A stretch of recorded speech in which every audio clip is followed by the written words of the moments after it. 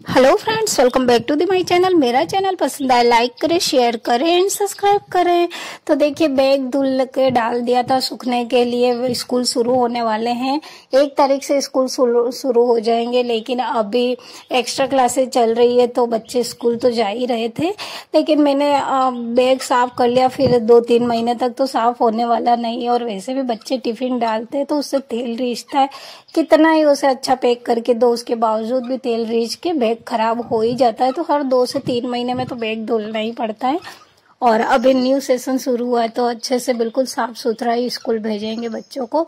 इस वजह से मैंने साफ कर लिया था। और बाहर देखिए, इतनी भयंकर उमस हो रही थी और मैं बाहर बैठ गई थी क्योंकि लाइटें बंद थी। तो बाहर बैठी, लेकिन एक पत्ता तक नहीं हिल रहा था, इतनी भयंकर उमस हो रही थी, हालत खराब हो रही थी। मैं अपने पल्ले से हवा करते जा रही थी, उसके बावजूद भी बिल्कुल हवा का एहसास नहीं हो रहा था। और मुझे लग रहा था कि आज भयंकर बारिश आएगी। देखिए, बिल्कुल भी पत्ता क्या, एक जरा सा कुछ हिल भी नहीं रहा था, कुछ चिड़िया वगैरह कुछ भी नहीं था। तो मुझे लगा बहुत अच्छे से बारिश होगी, लेकिन एक बूंद तक नहीं आई। पूरी रात इसी तरह गई।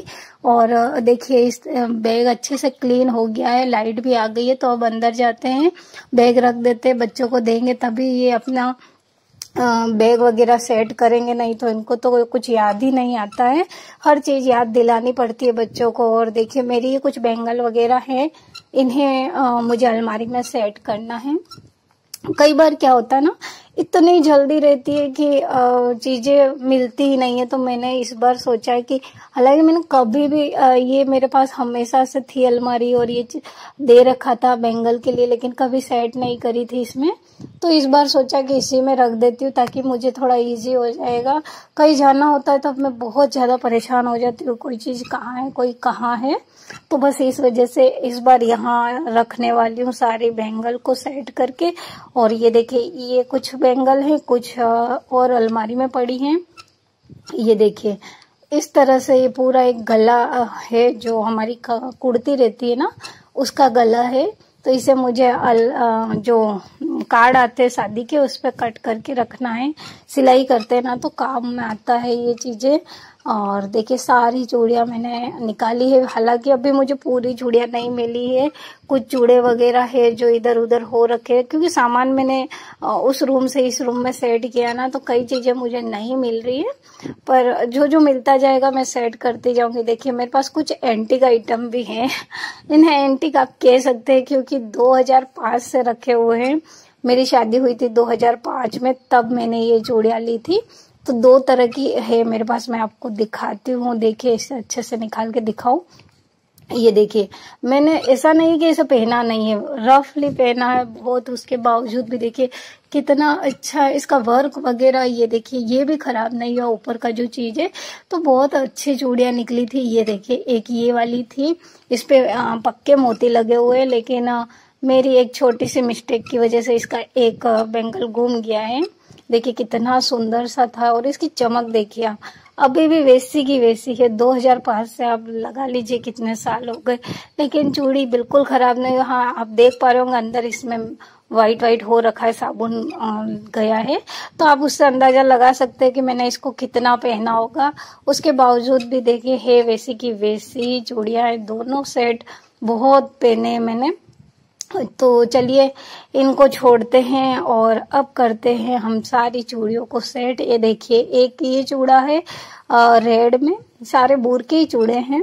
तो एक तो ये चूड़ा है और दूसरा वाइट वाला। ये देखिए, तो मैं अभी तो फिलहाल ऐसे ही रख देती हूँ। डलाऊ चूड़े हैं, सेट नहीं कर रखे मैंने, बस ऐसे ही मैं रख रही हूँ क्योंकि मेरे पास इतना टाइम नहीं कि मैं एक एक चीज को सेट करूँ। बस रख लेती हूँ फिलहाल, फिर कभी टाइम रहेगा ना तो सेट करके रखूंगी, यार जब भी पहनूंगी तब सेट कर लिया करूंगी। तो देखिए, इस तरह से फिलहाल तो मैंने सबको जमा लिया है। ये सारी कांच की चूड़ियां हैं, ये जो कड़े हैं ये भी कांच में है। तो सारा कांच मैंने इस तरह से एक ही में सेट कर लिया है, क्योंकि फिर लेने में देने में भी मतलब सॉरी लेने में ध्यान रहता है कि ये कांच का है तो अच्छे धीरे से निकालेंगे, नहीं तो कई बार ऐसा होता है ना, जल्दबाजी में खिंचातान हो जाता है। और कांच की चूड़ियां मेरे अक्सर ऐसे ही चली जाती है। अभी कुछ चूड़ियां मुझे जो नहीं मिल रही है वो मैं यहाँ लगाऊंगी। अभी एक चूड़ा और है ऑरेंज कलर का, वो भी मुझे नहीं मिल रहा। तो जितने भी मेरे सारे हैं वो मिल जाएंगे तो वहाँ लग जाएंगे। और ये देखिए, ये एक जोड़ी ये भी बहुत सुंदर से कड़े थे ये। इसके ऊपर इस तरह से फूल बने हुए थे, ये देखिए इस तरह से, लेकिन अभी खराब हो चुके हैं। तो कभी कभार मेरी बेटी पहनती है तो बस इसे इसके अंदर रख के और रख देते हैं इस चीज़ को। और पूरा सेट हो चुका है, फिलहाल के लिए तो सेट हो गया है। और हर्षित ले आए हैं मोमोज, ये स्टीम वाले मोमोज हैं, उसे खाने थे फ्राइड, तो अब मैं उसे फ्राई करके देने वाली हूँ। देखिए खाना वगैरह हो बन चुका है, फिलहाल तो पूरा कंप्लीट कर लिया था मैंने। दाल बना ली, चावल बन गया है, आटा लगा के रखा है। पर बच्चों को देखो कुछ ना कुछ खाने का मन होता है, और ये 2 दिनों से कह रहा था कि मुझे मोमोज खाने हैं। तो उसे बस मैंने कहा कि तुझे जितना खाना है उतना ही लाना, ज़्यादा नहीं लाना। तो देखिए वो अपने लिए लेकर के आ गया था। लेकिन फिर वही है ना, बच्चे नहीं मम्मी एक तो खा ही लो, तो फिर मैंने उसे फ्राई करके दिया।